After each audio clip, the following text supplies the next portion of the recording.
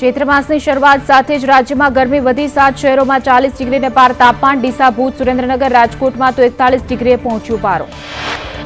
રાજ્યમાં ગરમીના પ્રકોપ સાથે વરસાદની આગાહી રાજ્યમાં 12 અને 13 એપ્રિલે વરસાદની આગાહી પ્રી મોન્સૂન એક્ટિવિટીના ભાગરૂપે વરસાદની આગાહી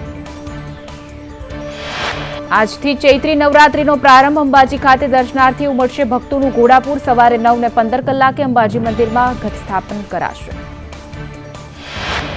રૂપાલાને લઈને ક્ષત્રિયોનો વિરોધ આકરા પાણીએ કરણી સેનાના રાજ શેખાવતનો વિડીયો આવ્યો સામે કમલમનો ઘેરાવો કરવાનું ક્ષત્રિયોનું આયોજન રાજ શેખાવતે કહ્યું કે મને અને સમાજના લોકોને કમલમ પહોંચવા દેજો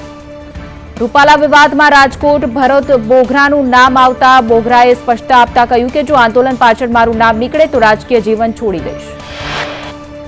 ગુજરાતમાં ચૂંટણી માટે ફોર્મ ભરવાના એક દિવસ પહેલા જ રોડ શો કરવાની ભાજપે બનાવી યોજના ક્યાં ઉમેદવાર ક્યારે ફોર્મ ભરશે તે નક્કી કરવા આવતીકાલે બેઠક ક્ષત્રિય વિવાદ વચ્ચે પરસોત્તમ રૂપાલા તમિલનાડુના પ્રવાસ અર્થે પહોંચ્યા છે રૂપાલા ભાજપના નેતાઓ સાથે વિવિધ વિસ્તારોમાં ચૂંટણી પ્રચાર કરશે રાજ્યભરમાં ચાલી રહેલા ક્ષત્રિયોના આંદોલન વચ્ચે રૂપાલા 15 એપ્રિલે ઉમેદવારી નોંધાવશે રાજકોટથી ફોર્મ ભરતા પહેલા બહુમાળી ચોકમાં રૂપાલાની સભા ક્ષત્રિય આંદોલનની આગ ઠારવા ભાજપના નેતાઓ ગધેથડના લાલબાપુના શરણેત ભૂપેન્દ્રસિંહ અને ધર્મેન્દ્રસિંહે લાલબાપુના આશીર્વાદ લીધા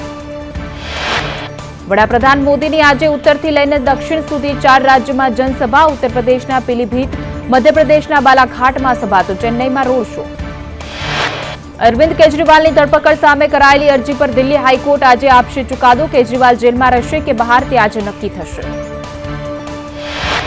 આપ સાંસદ સંજય સિંહને સુપ્રીમ કોર્ટથી ઝટકો ગુજરાત યુનિવર્સિટી માનહાનિ કેસ રદ કરવા પર સુપ્રીમનો ઇનકાર